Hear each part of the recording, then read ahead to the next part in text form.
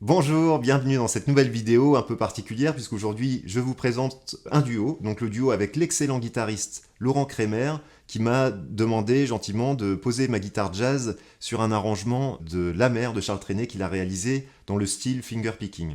Alors si vous ne connaissez pas Laurent, c'est un excellent guitariste qui a beaucoup de métiers et en plus de ça qui est un excellent pédagogue et je vous propose d'aller jeter un petit coup d'œil sur ses vidéos. Je mettrai dans la description de cette vidéo le lien vers sa chaîne YouTube ainsi que le lien vers le tuto qu'il va réaliser au sujet de cette vidéo.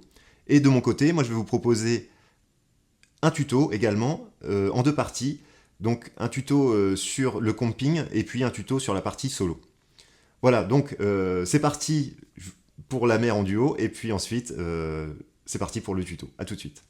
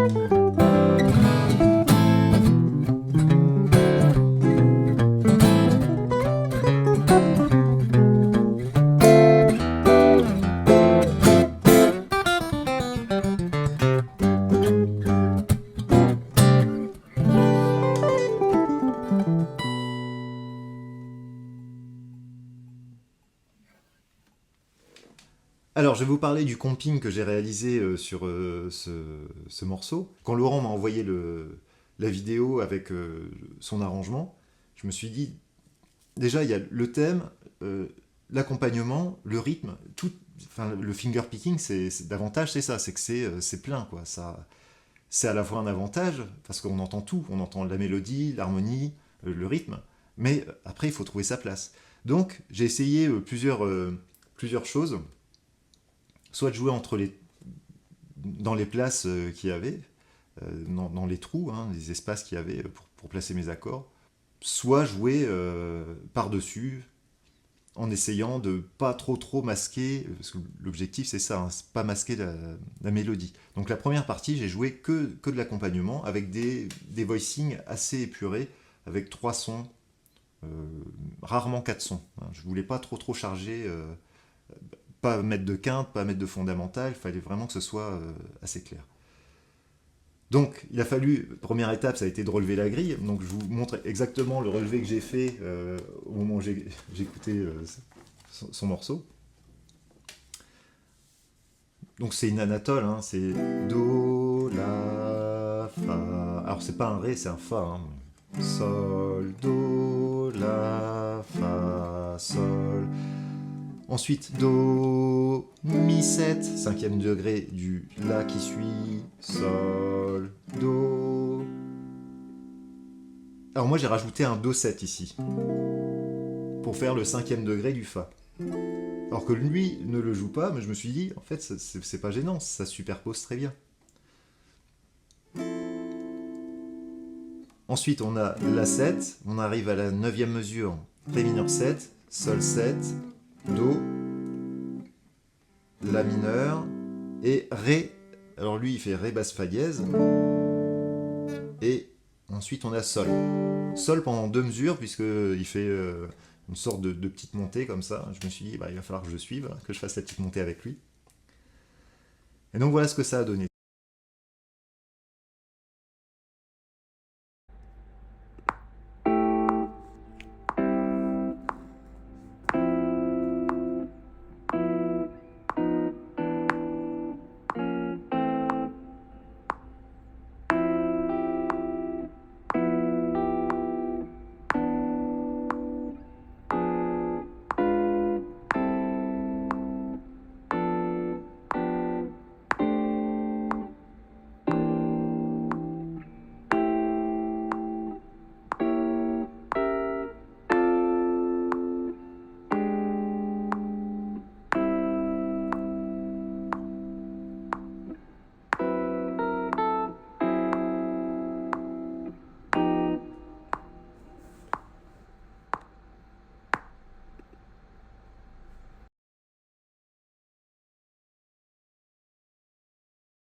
Et sur mon Do majeur, j'ai joué...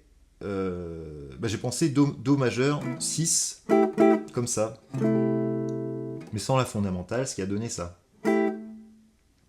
Ensuite, sur le La mineur, j'ai joué La mineur. De toute façon, même s'il était resté en Do, on peut jouer le La mineur, ça marche très bien. Hein. Ensuite, sur Fa, j'ai pensé, de toute façon, Fa ou Ré mineur 7, c'était pareil. Donc, ça, c'est mon Fa majeur 7, mais c'est aussi un petit bout du Ré mineur 9. Donc, j'ai joué ces trois notes-là.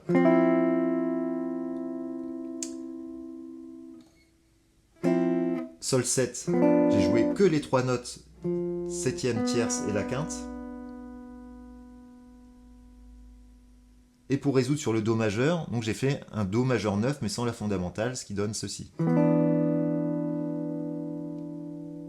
Et pour donner une impression de mouvement et aller vers le La mineur, j'ai amené mon La mineur comme ça.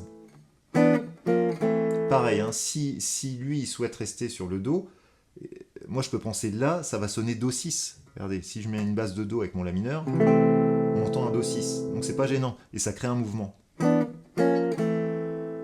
Voilà. Ensuite, sur le Fa, j'ai fait... donc j'ai repris les trois notes. Je fais un petit glissé comme ça. Hein. Et j'ai rajouté la note Sol, qui est la neuvième du Fa.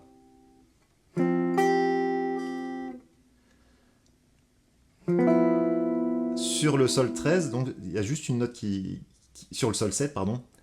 En faisant baisser cette note, je me retrouve avec un Sol 13. Donc ça permet de faire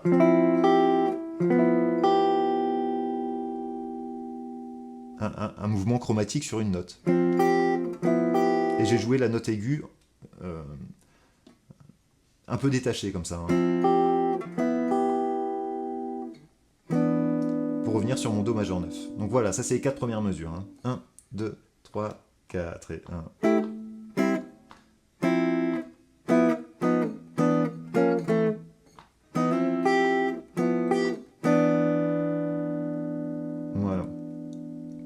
Donc là, on est à la 5e mesure sur le Do.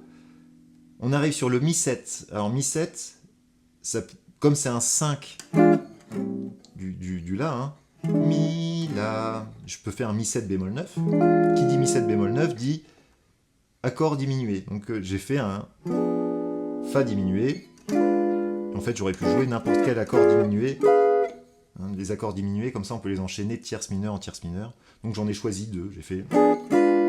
avant de résoudre sur le La mineur.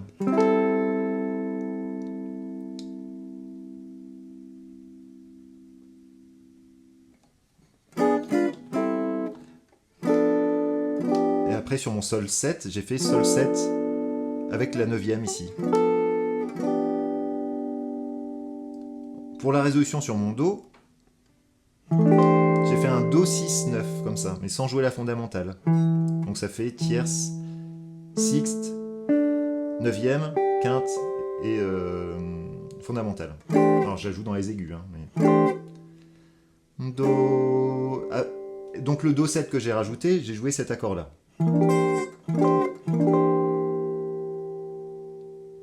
Ça fait monter juste le La en Si bémol.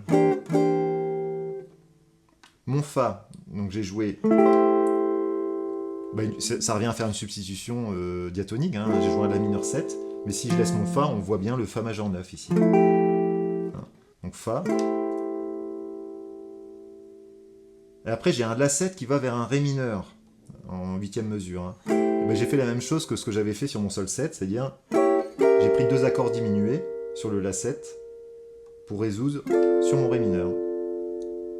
Donc les mesures 5, 6, 7, 8... Donc les mesures 5, 6, 7, 8, ça a donné ça.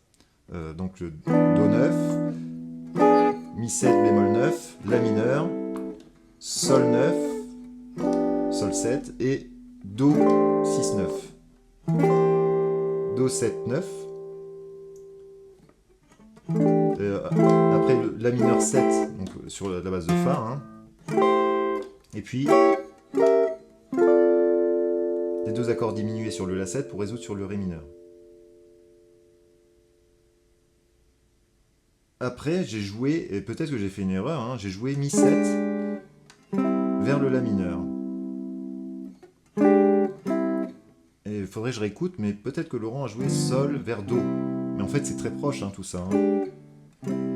Même si je joue ces notes-là, alors que je pense Mi7 vers le La mineur et que lui, il pensait Sol 7, Do. De toute façon, Do et La mineur, ils sont presque interchangeables.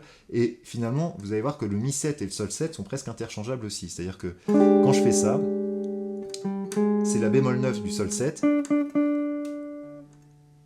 Ré, c'est la quinte de Sol. Et puis on a le Sol. Donc ça fait un Sol 7 bémol 9. Ça peut être Sol 7 bémol 9, enfin des notes de Sol 7 bémol 9 qui vont vers La mineur, ou vers Do, peu importe, Do 6. Mais ça peut être Mi 7 dièse 9 aussi. Mi 7 dièse 9 qui va vers le La mineur. Donc après, c'est ça qui est chouette. C'est-à-dire si je pense la grille et qu'elle est cohérente par rapport au morceau, à la limite le bassiste il peut même penser une ligne un peu différente et ça fonctionne quand même, avec les mêmes accords. Donc, en tout cas, moi j'ai joué ça. Mi sur la mesure 10. 9 et 10. Hein. J'ai joué Mi 7, La mineur. Voilà. Si je récapitule depuis le début, ça donne ça. Hein. 3, 4 et 1.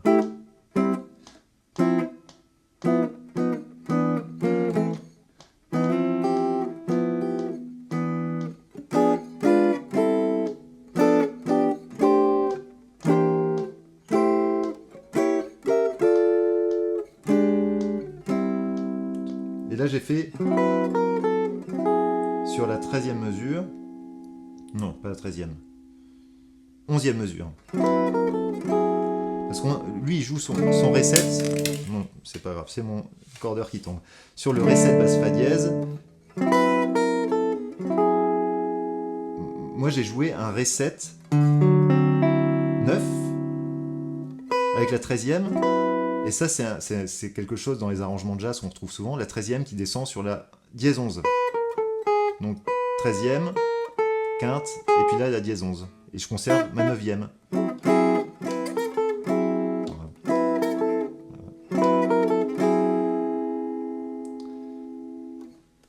Alors si je reprends mesure 9,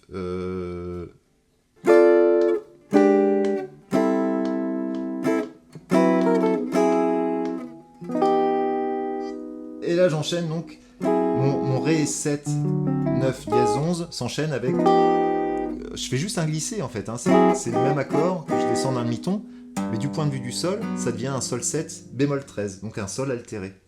Donc, et c'est intéressant parce que c'est chromatique. Et donc là, il fallait s'accrocher. J'ai joué ça.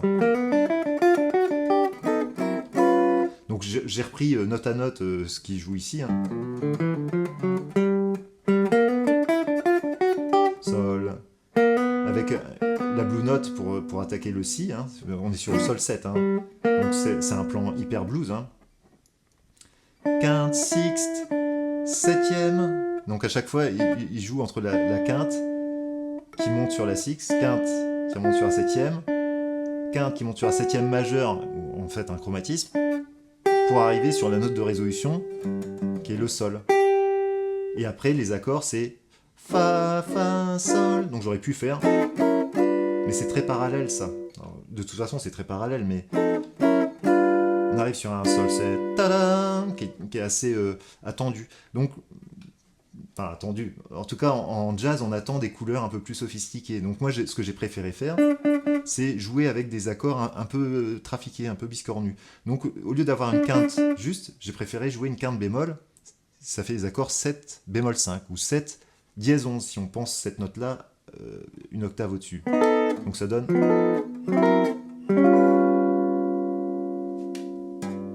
Voilà, ça donne une couleur un peu particulière.